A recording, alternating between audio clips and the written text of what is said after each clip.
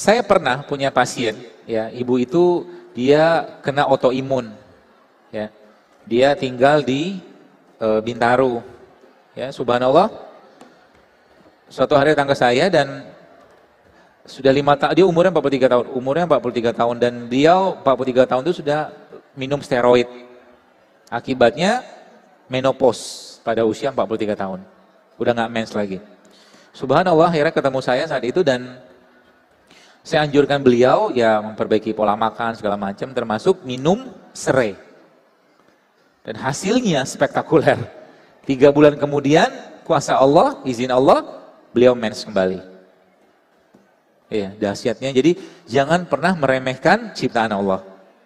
Jadi kalau kita sudah mulai yakin dengan itu teman sekalian, maka sebenarnya banyak sekali yang akan kita dapatkan. Ya. Jadi ketika kita minum jahe itu kita bukan cuma dapat panasnya doang, kita dapat antioksidannya, kita dapat anti kankernya, kita dapat buat emahnya, ya, banyak sekali. Ya. Itu bapak-bapaknya nggak dikasih ya? Kurang banyak, bikin sendirilah di rumah, kan sampel aja. Jadi kayak begitu tuh bisa jadi sarapan pagi-pagi, nggak usah banyak-banyak, 1 mangkok kecil cukup kok. Ya, kita bisa mengganti pola makan yang tinggi karbo, miskin serat, miskin enzim dengan makanan kayak tadi. Ya, sesimpel itu coba, Masya Allah kan. Makanya saya pesan kepada Anda yang mungkin punya masjid, ya, atau mungkin kita punya pondok seperti Ustadz Lukman gitu ya. Mari kita wujudkan generasi sehat di masa depan itu dengan mengembalikan makanan mereka ke makanan-makanan yang alami, yang fresh, halalan, toiban. Jangan ada lagi misalkan mie instan di pondok, ya nggak boleh. Bukan nggak boleh sih, sampaikan kepada mereka, ya. Atau mungkin gula pasir, ya, tepung-tepungan. Kenalkan mereka dengan makanan sehat, sehingga nanti kebiasaan itu yang akan mereka jalani. Ya, apa mungkin mereka lakukan tiap hari. Ya, sehingga mereka ketika keluar dari pondok itu mereka bisa menyampaikan pesan kesehatannya kepada orang lain. Dan saya sampaikan, sehat harus membuat kita makin taat. Ya, kalau nggak taat dengan sehat tadi, sakit mungkin lebih baik. Ya, seperti itu. Enak nggak saladnya? Enak kan? Alhamdulillah. Mau lagi? Bikin sendirilah. Ya, saya memberi contoh aja. Ya, sebenarnya ibu-ibu jauh lebih canggih dari saya. Ya, Anda lebih canggih. Nanti kalau sudah mulai gerakan ini, kita mungkin di mana-mana hidup sehat seperti ini, maka kita akan punya market sendiri. Ya, kita akan punya pasar sendiri. Ya. Jadi kita sudah abang-abang yang jual gorengan gitu, nanti mereka berubah jualannya. Ya, yang jualan gak sehat juga akan berubah. Ya, ya. Jadi seperti itu. Ya, baik. Dan terakhir ya, jadi tadi ada saya sampaikan tentang rempah ya, rempah saya kira sudah paham lah ya. Jadi teman-teman di sini saya kira mungkin banyak ikan, ya banyak ikan. Jadi kalau ada namanya pindang, mungkin kalau di Palembang saya nggak tahu di sini apa. Jadi cobalah mulai sekarang ketika Anda bikin pindang atau mungkin gulai-gulai tanpa santan, kuahnya Anda makan atau minum. Karena dalam kuah itu mengandung herbalnya, rempahnya. Jadi kalau makan misalkan pindang atau mungkin gulai ikan gabus gitu kan, yang pakai kunyit, pakai lengkuas, pakai serai gitu, kuahnya diminum. Itu obat, ya. Termasuk saya memang sengaja minta kepada Anda, kepada Ustadz Lukman ini. Dan saya kira mungkin teman-teman di sini sudah tahu lah ya tentang lidah buaya. Saya ingat banget pengalaman saya menggunakan lidah buaya ini. Jadi ayah saya dulu pernah kena namanya gastritis erosif. Jadi lambung beliau tuh berdarah. Ya, lambung beliau itu berdarah. Ya, sampai ke BAB-nya itu campur darah. Dan saya ingat banget salah satu yang saya diajarkan dulu adalah menggunakan ini, ya, lidah buaya. Kebetulan saya itu beliau dirawat di rumah sakit dan setiap bisa beliau minum atau makan, saya suruh beliau makan ini. Dan itu nggak ada 3 hari, 2 harian itu pendarahannya berhenti, ya, lidah buaya ini. Jadi lidah buaya ini kalau boleh saya sampaikan, ini salah satu produk lokal yang kalau boleh saya sarankan, coba Bapak Ibu makan ini. Bagaimana cara memakannya? Anda bisa bikin wedang jahe pakai lidah buaya. Bisa. Ya, atau kunyitnya pakai lidah buaya. Kunyit asam gitu kan? Anda bisa makannya, minumnya pakai lidah buaya. Dia bisa bermanfaat untuk wasir. Ya, buat emah, ini obatnya emah nih. Lidah buaya ini. Ya. Jadi wedang jahenya pakai lidah buaya. Ya. Dan ini ibu-ibu, Anda bisa blender lidah buaya seperti ini, ya. Kemudian dikasih garam sedikit, ya.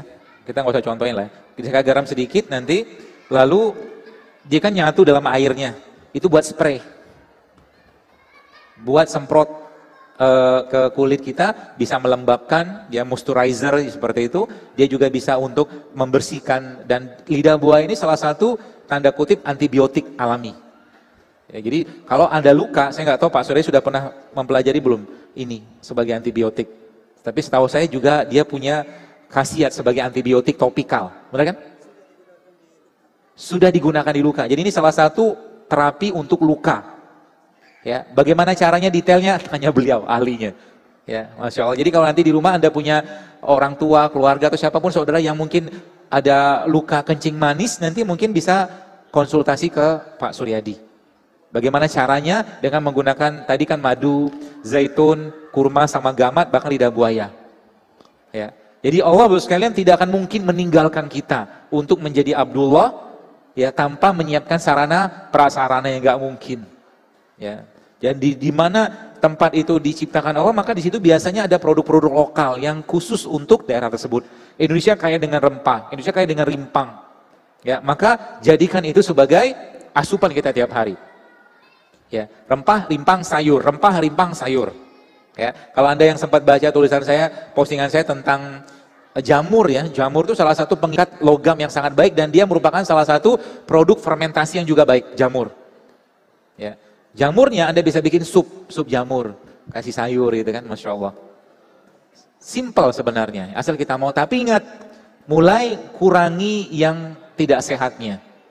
Ya, kita mulai switching. Anda sebenarnya bukan butuh nasi putihnya, Anda butuh karbohidratnya. Gitu. Tidak mesti makan nasi putih kok, kita makan buah juga dapat karbohidrat.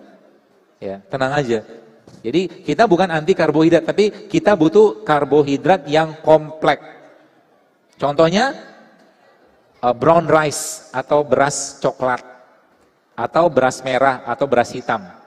Itu kan karbo yang kompleks, yang sehat, masih tinggi seratnya. Ya, jadi nggak usah khawatir, you don't have to eat less. Ya, kalau bahasa mereka gitu, kalau orang Barat, Anda tidak perlu mengurangi makanan, but you just have to eat right. Tapi Anda cukup makan yang benar.